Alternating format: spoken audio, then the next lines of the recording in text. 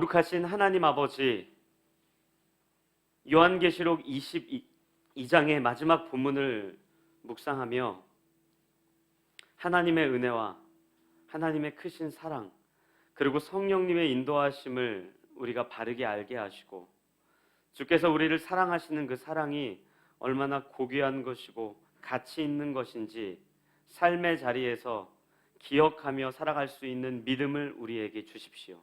예수 그리스도의 이름으로 기도합니다. 아멘. 요한복음을 보면은 예수님께서 자기에 대한 소개 말씀을 쭉 하십니다. 예수님께서 자기에 대한 소개를 하신다는 것은 내가 누구인지 밝힌다는 내용입니다. 그래서 7문장으로 이렇게 이야기해요. 나는 세상의 빛이다, 이렇게 이야기합니다. 그 다음 나는 참 포도나무다. 그 다음 나는 부활이요 생명이다. 그리고 난 또 생명의 떡이다. 나는 양의 문이다. 나는 선한 목자다. 이런 이야기들을 예수님이 굉장히 풍성하게 담아내십니다. 그리고 요한복음은 그 7가지 문장의 고백을 쭉 설명하시는 문장 구조로 이루어져 있습니다. 그래서 우리가 요한복음을 읽고 나면 굉장히 어려운 것 같지만 예수님께서 나는 누구야? 나는 이래. 나의 정체성은 이래. 이런 것을 우리가 충분히 풍성하게 누릴 수 있는 게 이제 요한복음 본문이죠. 근데 사실은 성경은 요한복음뿐만 아니라 거의 대부분의 내용이 하나님이 누구시며 예수가 누구이며 성령이 누구신지를 설명한 본문으로 가득 기록되어 있습니다. 그래서 우리가 성경 어느 곳을 보아도 하나님은 이런 분이구나, 하나님은 이러한 일을 하셨구나, 주의 정체성은 이런 거구나, 이런 것들을 가득 깨닫게 돼요. 우리가 지난 가을부터 얼마 전에 끝난 창세기 성경 공부를 할 때 그 사실을 굉장히 많이 확인했죠. 특별히 창세기를 보면서 하나님이 온 우주를 몇 월 며칠에 첫째 날에 둘째 날에 뭘 만들었고 어떤 재료들을 가지고 만들었고 어떤 방법으로 만들었고 그 만든 세상이 어떠함, 이것이 중요한 것이 아니라 그 이 세상을 창조하신 하나님이 누구신지, 말씀으로 창조하신 그 하나님이 어떤 분인지, 전능하신 분인지, 말씀만으로 다 이루시는 분인지, 이런 것들을 우리가 창세기에서 굉장히 깊이 있게 확인했습니다. 그리고 기억하실지 모르겠지만 우리가 요한계시록 1장을 시작하면서 뭘 확인했습니까? 예수님이 누구신지, 교회에 편지를 보낸 그분이 대체 누구신지. 그래서 나오는 내용이 천국에 대한 묘사, 아름다운 묘사, 막 구름 위를 떠다니고 유리바다가 있고 온갖 보석으로 치장되어 있는 그게 아니라 하나님이 얼마나 아름다우신 분이고 예수가 얼마나 굉장한 분이신지가 이 요한계시록 1장에 가득 기록되어 있습니다. 그리고 오늘 우리가 같이 읽은 이 본문에도 다른 내용이 없어요. 예수가 누구인지. 그분 이렇게 소개하죠. 나는 알파와 오메가다. 나는 처음과 마지막이다. 나는 시작과 마침이다. 이게 성경의 굉장히 중요한 내용입니다. 그래서 저는 하나님 말씀을 읽을 때마다 우리가 믿고 있는 기독교 신앙을 종교라고 생각하지 않습니다. 신앙과 종교는 완벽하게 다릅니다. 신앙은 우리가 믿는 대상이 누구인지를 알아가는 과정이에요. 근데 종교는 믿는 대상이 누구인지 몰라도 됩니다. 왜요? 내가 그 믿는 대상에게 무엇을 어떻게 할지가 훨씬 더 중요한 거예요. 거기에 인격이 없죠. 말은 은혜라고 이야기하지만 은혜가 아닌 거죠. 왜냐하면 우리는 왜 은혜라고 이야기합니까? 우리가 믿는 대상이 누구이시기 때문에 우리에게 구원이 허락되었어 라고 고백하는 것이지만 종교는 달라요. 은혜라고 이야기하고 있지만 이렇게 이야기하죠. 은혜이긴 하지만 내가 그 은혜를 받아내기 위해선 내가 이런 것들을 해야 돼. 내가 이것을 만족시켜야 돼. 내가 이만큼을 완성해야 돼. 내가 이것을 채워야 돼. 이렇게 이야기하는 거예요. 여러분들 한번 이단들, 그다음 뭐 무당들, 점집 그런 이야기를 한번 들어보십시오. 다 그런 이야기밖에 없습니다. 은혜를 준대요. 무언가를 준대요. 근데 그것을 얻어내기 위해 조건들이 필요한 거예요. 근데 우리가 믿는 하나님을 우리가 깊이 있게 알아가면 알아갈수록, 우리가 이 믿는 예수 그리스도를 알아가면 알아갈수록, 그리고 우리가 인도함을 받고 있는 성령님을 알아가면 알아갈수록 우리가 무엇을 한 것이 아니라 하나님께서 우리에게 무엇을 해주셨는지, 하나님께서 우리에게 은혜를 어떻게 베풀어 주셨는지, 이것이 종교와 다른 기독교 신앙의 우리가 믿고 있는 믿음의 가장 중요한 핵심입니다. 전 우리가 이 요한계시록 마무리 지으면서 우리의 신앙이 혹시 종교에 가 있었다면 신앙으로 이동하는 일들이 일어났으면 좋겠습니다. 마치 저쪽으로 가서 내가 무언가를 하지 않으면 하나님이 나에게 구원을 주시지 않을 거야 라는 불안함과 두려움에 빠져 있었다면 이 자리로 옮겨와서 오직 예수 그리스도 한 분, 그 한 분만을 온전히 바라보았으면 좋겠어요. 왜냐하면 그분이 누구인지에 따라서 우리에게 허락된 구원의 가치를 우리는 신뢰하고 의심치 않고 그것이 얼마나 확실한 것인지 깨닫기 때문입니다. 여러분들, 제가 가끔 하는 재밌는 이야기가 하나 있는데 그게 이런 겁니다. 제가 이번에 창세기 성경 공부할 때도 성도님들께 이야기해드렸어요. 제가 돈을 많이 벌면 형제들에게는 페라리를 한 대 사주겠습니다. 자매에게는 샤넬백을 사주겠습니다. 그럼 저는 감사하다고 그럴 줄 알았어요. 자매가 그러는 거예요. 페라리가 더 비싸잖아요. 자기는 샤넬백이 필요 없대요. 페라리를 사달래요. 그래서 우리 교회 성도들이 굉장하구나. 셈에 빠르구나. 말을 조심해야 되겠다. 저 한 1,000억 생기면 사줄 겁니다. 100억 생기면 못 사주죠. 페라리 10대 사면 끝인데 여기 뭐 어떻게 사주겠습니까? 다른 건 하나 사줄 수 있을 것 같아요. 근데 여러분들, 제가 여러분들에게 선물을 해드리려면 두 가지가 늘 있어야 돼요. 첫째, 당연히 돈이 있어야 됩니다. 그 능력이 있어야 됩니다. 두 번째는 뭡니까? 1,000억이 생겨도 변하지 않는 마음이 있어야 됩니다. 우리가 예수 그리스도를 깊이 있게 알아간다는 것은 그런 거예요. 저는요, 1,000억이 생길지 안 생길지도 모르고 생겼을 때 만약에 저에게 연락이 안 되면 그냥 연락하지 마십시오. 그런 겁니다. 인간이라는 존재가 믿을 수 없는 존재죠. 여러분들 점집 같은 데 가보세요. 뭐 안 풀리죠? 그럼 이렇게 이야기해요. 뭐 부적을 쓰던가 뭐 이게 뭐라 그러죠? 구슬하던가 뭐 이런 걸 하라 그래요. 해도 안 돼요. 그럼 찾아가 뭐라 그래요? 지금 내가 모시고 있는 신보다 더 힘이 센 신이 억누르고 있어서 그 신을 달래줘야 된다. 이렇게 이야기해요. 그 신들도 힘이 세고 약하고가 있는 거예요. 그뿐입니까? 어느 날 또 찾아가 뭐라 그래요? 그 신의 마음이 바뀌었대요. 지난번에는 베개 밑에 부적 넣으라 그랬는데 이번에는 이 호주머니 안에 넣으라고 이야기하죠. 이번에는 또 동쪽으로 가라 했는데 그 다음에 서쪽으로 가라 그래요. 이렇게 변하거나 능력의 제한이 있는데 우리가 하나님을 믿는다는 것은 이 두 가지가 다 충족된다는 거예요. 하나님은 전능하신 분이고 그분의 마음은 절대 변하지 않는다. 저처럼 나중에 돈이 생기면 그래, 잠깐 회개기도 하고 멀리 떠나야지, 이런 분이 아니라는 고백이 성경에 나와 있는 거예요. 그래서 우리가 하나님을 깊이 있게 알면 알수록 느끼는 감정은 뭡니까? 그분은 전능하시구나. 그리고 동시에 그분은 변하지 않는구나. 이 굉장히 복잡한 내용을 한 문장에 담겨 있는 게 우리가 오늘 기도할 때, 사도신경 할 때도 고백했던 내용이고 오늘 말씀의 제목과 똑같습니다. 뭡니까? 예수 그리스도. 그 단어 안에 다 담겨 있어요. 여러분들, 예수 그리스도라고 우리가 고백하죠. 여러분, 대체 예수 그리스도가 어떤 의미입니까? 우리 그냥 예수님 이러지 않잖아요. 예수 그리스도라고 이야기해요. 이게 예수님 믿지 않는 사람들에게 굉장히 낯선 단어예요. 제가 제작한 그 하이델베르크 교리문답 영상을 여러분들이 보신 분들이라면 아시겠지만 이게 제 친구가 저한테 했던 질문이에요. 너 왜 자꾸 예수 그리스도라 그러냐요? 내가 믿는 분이 예수 그리스도야. 그러니까 이렇게 질문해요. 예수님 혹시 그리스 사람이니? 그 그리스에서 나온 종교니? 우린 웃지요. 근데 우리 스스로에게 한번 질문해 보십시오. 그리스도가 어떤 의미입니까? 그리스도가 뭡니까? 여러분들, 이 그리스도라고 하는 단어가 우리가 예수 그리스도라고 고백을 하는데 굉장히 중요한 고백이에요. 우리가 오늘 사도신경 할 때도 고백했죠. 그뿐입니까? 여러분들 기억하실지 모르겠지만 예수님께서 이 땅에 인간으로 오실 때 그때 당시 그 지역을 관할하고 있었던 헤롯이라고 하는 왕이 유대인들과 제사장들을 찾아와서 질문을 합니다. 요즘에 들리는 소문에 의하면 구약에서 약속한 그리스도가 이 땅에 온다 그랬는데 그게 언제이고 그 지역이 어디냐? 왜 그런 이야기를 해요? 본인이 그때 당시에 분봉왕이라 그래서 이 지역을 담당하고 있는 왕인데 혹시 자기의 권력이나 혹시 자기의 힘에 무언가 해가 될까봐 그 그리스도라고 하는 사람을 가만두지 않겠다는 작전 가운데 그 그리스도를 두려워하면서 그리스도를 찾습니다. 또 예수님이 십자가 지시기 전에 빌라도 앞에 서죠. 그때 뭐라 그래요? 빌라도가 이렇게 질문해요. 네가 그 그리스도냐? 뭐라 그래요? 그게 나다. 예수님이 이렇게 이야기해요.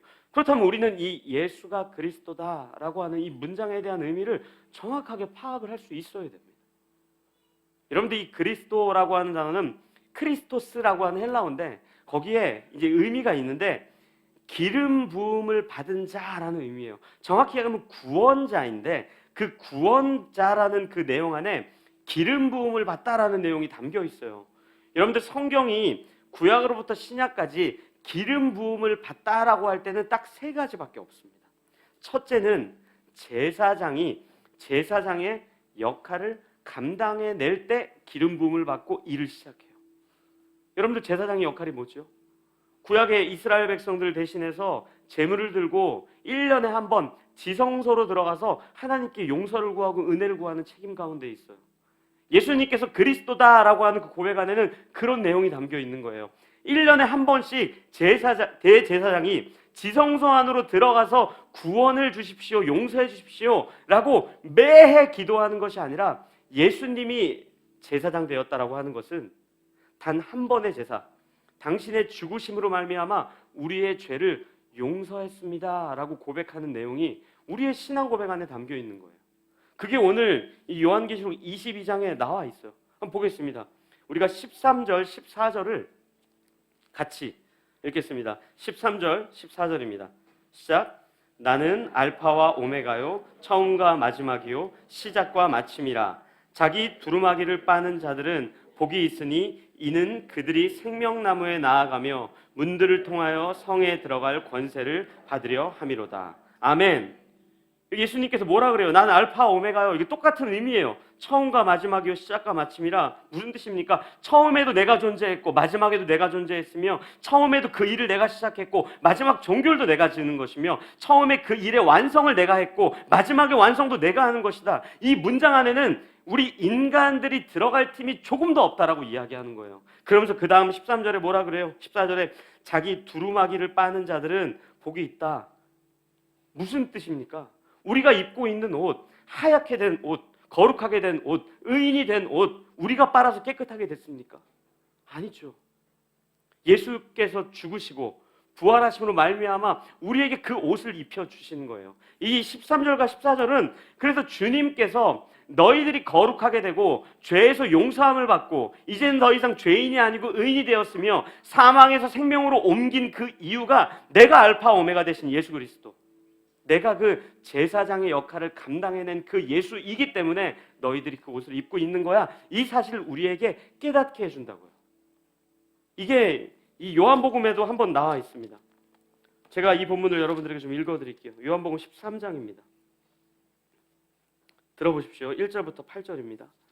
유월절 전에 예수께서 자기가 세상을 떠나 아버지께로 돌아가실 때가 이른 줄 아시고 세상에 있는 자기 사람들을 사랑하시되 끝까지 사랑하시니라. 마귀가 벌써 시몬의 아들 가룟 유다의 마음에 예수를 팔려는 생각을 넣었더라. 저녁 먹는 중 예수는 아버지께서 모든 것을 자기 손에 맡기신 것과 또 자기가 하나님께로부터 오셨다가 하나님께로 돌아가실 것을 아시고 저녁 잡수시던 자리에서 일어나 겉옷을 벗고 수건을 가져다가 허리에 두르시고 이에 대야에 물을 떠서 제자들의 발을 씻으시고 그 두르신 수건으로 닦기를 시작하여 시몬 베드로에게 이르시니 베드로가 이르되 주여 주께서 내 발을 씻으시나이까? 예수께서 대답하여 이르시되 내가 하는 것을 네가 지금은 알지 못하나 이후에는 알리라.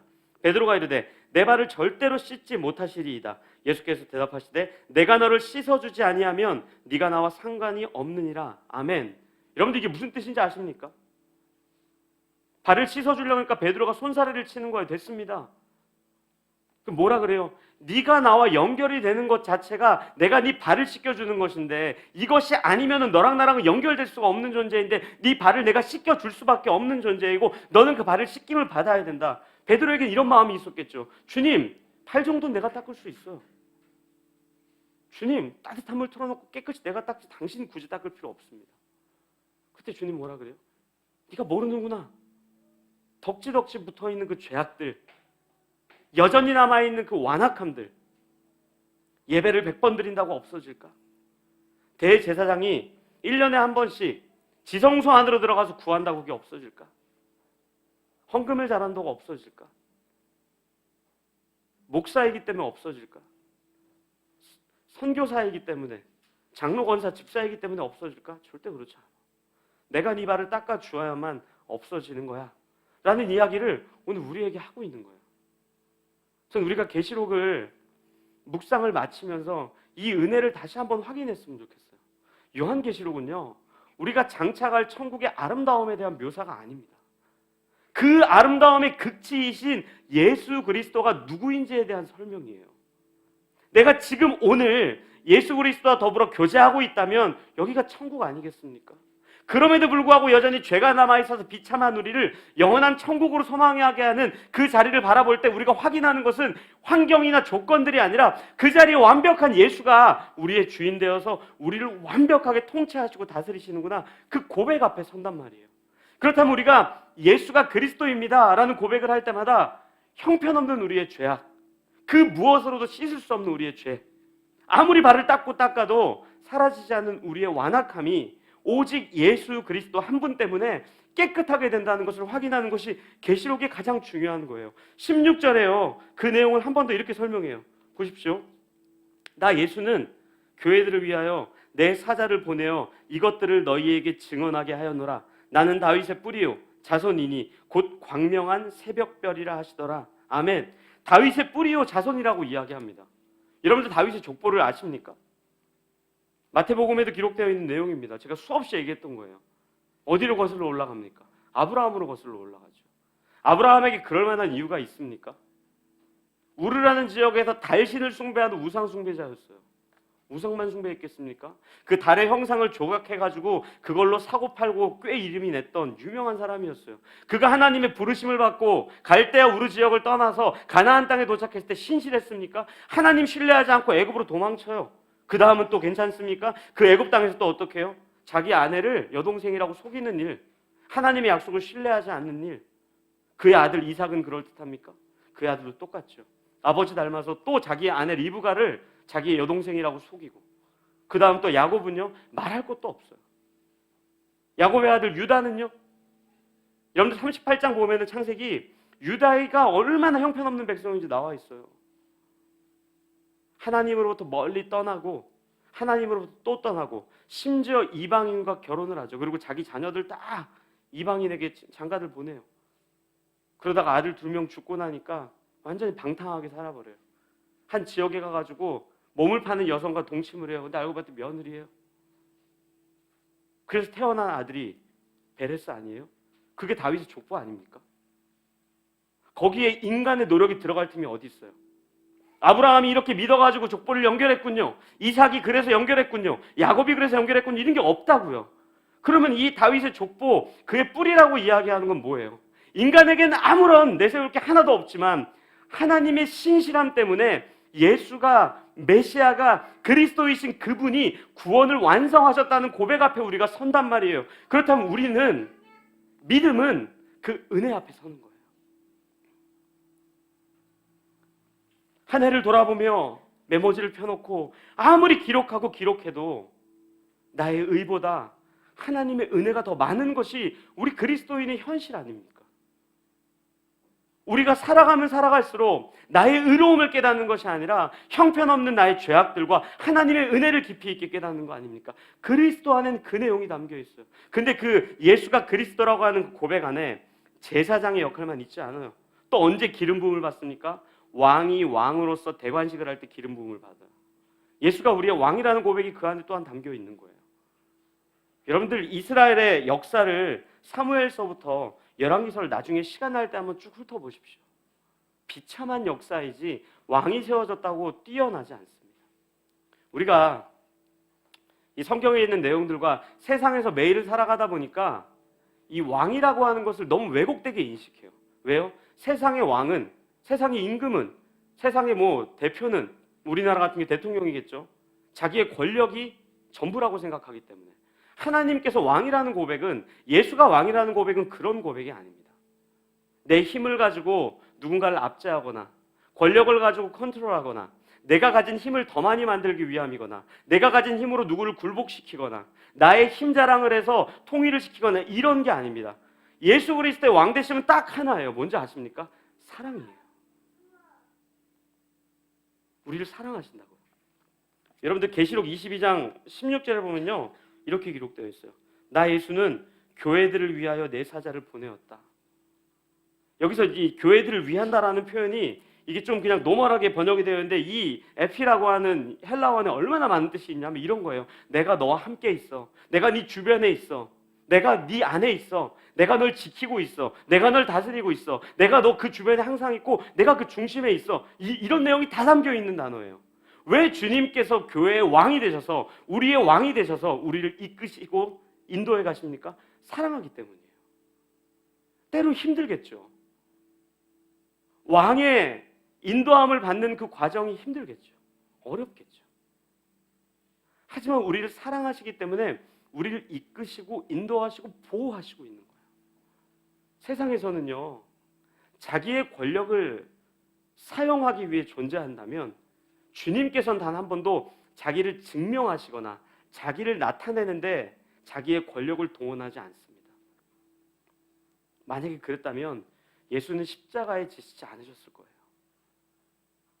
왕이신 그분께서 뭐 한다고? 왜 굳이 우리를 위해 죽으시고 오늘도 우리를 인도하시고 이끌어 가시겠습니까? 당신의 나라를 확장하고 당신의 권력을 증명하고 당신만 위대하신 분이고 이런 것들이 아니라 우리를 사랑하기 때문에 그래요. 제가 참 좋아하는 본문인데 마태복음 13장에 보면 씨 뿌리는 자의 비유가 있어요. 우리 그거 보면서 우리의 마음이 돌밭인가? 가시덩굴로 가득 차 있나? 아니 딱딱한 길가밭인가?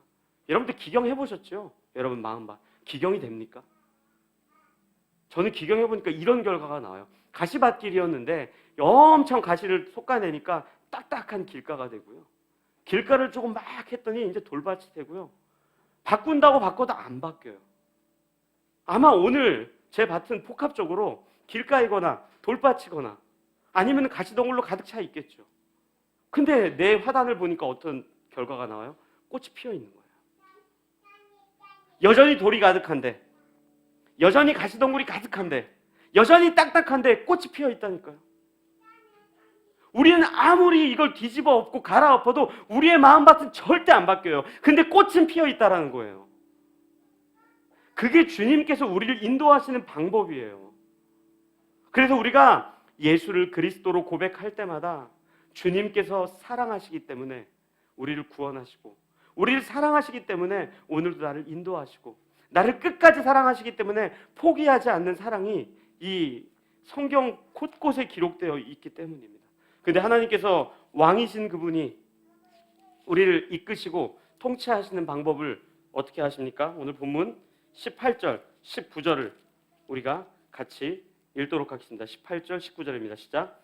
내가 이 두루마리의 예언의 말씀을 듣는 모든 사람에게 증언하노니 만일 누구든지 이것들 외에 더하면 하나님이 이 두루마리에 기록된 재앙들을 그에게 더하실 것이요 만일 누구든지 이 두루마리의 예언의 말씀에서 제하여 버리면 하나님이 이 두루마리에서 기록된 생명나무와 및 거룩한 성의 참여함을 제하여 버리시리라. 아멘. 뭐라 그럽니까? 너무 간단하지 않습니까? 하나님의 말씀으로 통치하겠다라고 이야기하시죠. 이 말씀에 그 무엇도 더하지 마십시오. 이 말씀에 그 무엇도 빼지 마십시오. 그 더하지 말라는 건 뭡니까? 제가 처음에 말씀드렸던 것처럼 제사장의 역할을 예수 그리스도 홀로 행하셔서 우리를 구원하셨는데 우리는 마치 그 구원이 우리가 얻어낸 것처럼 혹은 제가 여러분들에게 여러분들 구원받기 위해서 죄송합니다. 여러분들에게 하는 얘기 아닙니다. 그냥 이 맛을 좀 살리려고 곧다구로 살지 마십시오. 이렇게 얘기하는 거랑 똑같아요. 여러분들 구원에 대해서는 우리가 할 게 아무것도 없어요. 더 할 게 없습니다. 성경은 처음부터 마지막까지 우리의 구원은 은혜라고 이야기해요. 근데 뭘 빼지 말랍니까? 하지만 구원받은 백성으로서의 삶은 지켜나가라는 거죠. 그것이 구원의 여부와는 상관없지요. 구원의 취소와 성공과 실패와 승리와 이것과는 상관없죠. 하지만 구원받은 백성으로서 마땅히 살아가야 되는 그 삶에 대해서 간과하지 말고 빼버리지 마십시오 라고 우리에게 이야기하고 있는 거예요. 여러분들이 철이 들었거나 자녀를 낳아보신 분들은 다 아실 겁니다. 자녀를 양육하는 방법이 굉장히 다양합니다. 근데 변하지 않는 게 하나 있어요. 사랑이에요. 때로는 혼내기도 하고요. 때로는 봐주기도 합니다. 근데 왜요? 왜 그렇게 해요? 사랑하기 때문이에요. 그 자녀를 붙들어 놓고 네가 내 말을 듣지 않는다면 넌 내 자녀가 아니야 라고 이야기하지 않아요. 네가 망나니 짓을 해도 넌 내 자녀야. 근데 난 네가 그렇게 안 살았으면 좋겠어. 난 네가 내 자녀다웠으면 좋겠어. 네가 훌륭해졌으면 좋겠어. 성숙해졌으면 좋겠어. 이 삶을 이 말씀에 고스란히 담겨두고 또한 우리가 자녀 되었다는 그 하나님의 은혜도 고스란히 담겨두어서 이게 마치 굉장히 복잡하게 엮여있기 때문에 우리 자꾸 거꾸로 생각하는 거예요. 구원에 대해서는 우리가 다 한 것 같이 생각해요. 하나님 나 모태신앙이잖아요. 나 예배 한 번도 안 빠지잖아요. 나 봉사 열심히 했잖아요. 여름만 되면 해외 선교 나가잖아요. 그래도 내가 목사인데 그렇게 살았으면 당연히 구원 아닙니까? 아닙니다. 거기에 뭘 더하면 안 돼요. 오직 예수 은혜예요. 근데 그 다음은 다릅니다. 너 목사냐? 네. 네가 훌륭하기 때문에 목사가 아니라 내가 너 목사 만들어줬으니까 이제부터 훌륭하게 살아. 내가 너 자녀 만들어줬으니까 이제부터 훌륭하게 살아. 거기에는 구원의 여부와는 상관이 없어요. 하지만 우리가 예수를 그리스도로 고백한다면, 그분이 우리의 왕이라고 고백한다면, 그분이 마치 선지자와 같이 말씀으로 우리를 인도한다면, 그렇다면 우리는 이 하나님의 말씀을 붙잡고 구원에 대하여는 우리 인간의 노력이 아무것도 붙을 것이 없어야 하고, 구원받은 그 이후의 삶에 대해서는 여기에 기록된 삶을 우리가 살아야 되는 거죠. 은혜니까 맘대로 살겠습니다. 이게 제일 못난 신앙입니다. 그게 예수의 사랑을 가장 모르는 신앙입니다. 제가 요한계시록을 꽤 오랫동안 묵상하면서 예수 그리스도의 은혜가 우리에게 얼마나 크고 풍성한지를 다시 한번 묵상하게 됐어요. 저 진짜 말도 안 되는 부분인데 이 22장 16절에 나 예수는 교회들을 위하여, 이 한 문장 때문에 얼마나 위로를 받았는지 몰라요. 주님 우리를 미워하기 때문에 힘들게 하지 않으세요. 주님 우리를 내버려 두었거나 고아와 같이 두기 때문에, 지금 우리와 함께하지 않기 때문에 우리에게 때로는 어려운 터널과 같은 길을 지나게 하지 않으세요. 교회들을 위하시기 때문에 당신의 백성답게 빚으시기 위해 그 길을 가게 하시는 거예요. 최근에 청년 한 청년이 저한테 그런 얘기를 하는 거예요. 목사님, 요즘에요, 목사님 말씀 듣고 성경 공부하니까 마음이 너무 불편하대요. 힘들대요. 그렇게 살고 싶지 않은데 너무 불편한데, 그때 우리의 신앙이 자라는 거예요, 여러분들. 우리를 미워하기 때문에, 우리를 내버려 뒀기 때문이 아니라 우리의 신앙을 성숙하게 하기 때문에, 마치 4발 자전거 타던 애를 2바퀴를 뛰고 2발 자전거 할 때 밀어줬을 때 넘어질 걸 알지만, 얼마 못 가 쓰러질 걸 알지만 그 길을 걷게 하시는 그 아버지의 마음, 그 하나님의 마음이 여기 고스란히 담겨 있는 겁니다. 전 우리가 천국을 소망하고 장차 우리가 더불어 그리스도 예수와 더불어 먹고 마실 그날을 소망하되, 하지만 이 땅에서 이 계시록을 묵상하고 하나님의 말씀을 깊이 있게 알아가면 알아갈수록 예수 그리스도의 사랑에 대한 넓이와 그 깊이를 더 크게 이해하셨으면 좋겠어요. 오늘 본문 마지막에 이런 내용이 있어요. 이것들을 증언하신 이가 이르시기되, 예수님이 얘기하는 거죠. 내가 진실로 속히 오리다. 아멘. 주 예수여 오십시오. 제가 이거 읽는데요, 빨리 왔으면 좋겠어요. 진짜 우리 교회 아픈 성도님들이 있잖아요. 빨리 와서 낫게 해줬으면 좋겠어요. 그냥 경제적으로 힘들고 관계적으로 비즈니스로 힘들고 어려운 사람들 때문에 빨리 왔으면 좋겠어요. 주님 오셔가지고 다 해결해 줬으면 좋겠어요. 저는 그 은혜가 우리에게 있었으면 좋겠습니다. 여러분들, 문을 열고 나가면 종교는 앞으로도 계속 우리의 신앙 위에 무언가를 자꾸 덧붙이고 더하라고 이야기할 겁니다. 그걸로 부족해. 그래도 이건 해야지. 하나님이 이건 해야지 구원해 주지 않겠냐? 그래야지 합리적이지 않겠냐? 예수님이 합리적인 분입니까? 합리적인 분이라면 이제 저를 포함해서 이 자리에서 다 먼지가 됐을걸요. 그분은 합리적인 분이 아니에요. 사랑이시죠. 범죄하는 우리를 위해 죽으시는, 형편없이 살고 있는 우리를 끝까지 사랑하시는, 날마다 죄를 짓고도 정신 못 차리고 하나님 앞에 고개 빳빳이 들고 그래도 나 사랑하실 거죠? 라고 이야기하는 저 같으면 어금니를 깨물었어요. 그래 인마 사랑한다 이렇게 얘기했을 거예요. 주님 그렇게 얘기하지 않아요. 그래,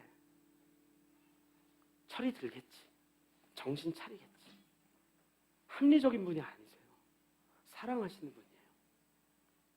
그 길에서 우리에게 시간과 과정을 통해서 말씀하십니다.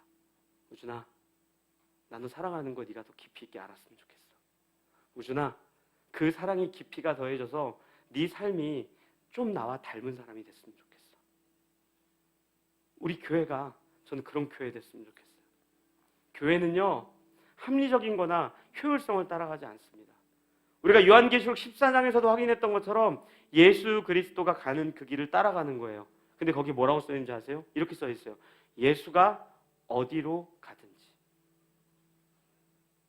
세상에서는 아니라고 이야기할 수 있겠죠. 하지만 예수가 그 길을 갔다면 우리 가는 거예요. 제가 마땅한 단어가 생각이 나지 않는데, 여러분들 교회가 언제 망하는지 아십니까? 돈이 없다고 망하지 않아요. 사람이 없다고 망하지 않아요. 예수가 없을 때 망합니다. 그 길을 따라가지 않을 때 더 이상 교회로서 존재할 수가 없습니다. 돈이 하나도 없고 단 한 명만 예수를 따라가는 사람이 있다면 그 교회는 굳건하게 설 거예요. 전 우리가 정말 어린 양이 어디로 가든지 따라가는 그런 교회 됐으면 좋겠고요. 이 계시록을 묵상을 마치면서 다시 한번 예수가 그리스도입니다 라는 그 고백에 가지는 가치와 영광과 명예를 잃어버리지 않으셨으면 좋겠어요. 여러분들 기억하십시오. 구원에 대하여 그 무엇도 붙일 게 없습니다. 하지만 구원받은 우리를 하나님이 말씀으로 인도하신다는 그 사실을 기억하면서 매일매일 삶의 자리에서 주님, 당신은, 예수는 그리스도이십니다, 이 고백을 하며 살아가는 새해 그리고 평생이 되었으면 좋겠습니다. 우리 그렇게 한 마음으로 같이 기도했으면 좋겠어요. 우리 그 딱 기도 하나만 했으면 좋겠어요. 주님, 내가 믿는 예수를 내가 바르게 믿게 해주십시오. 그분의 은혜를 기억하고 그 은혜를 기억하는 자의 책임을 갖고 살아가게 해주십시오. 이 마음을 가지고 우리의 신앙을 바르게 세워달라고 같이 한 마음으로 기도하도록 하겠습니다. 기도하시겠습니다.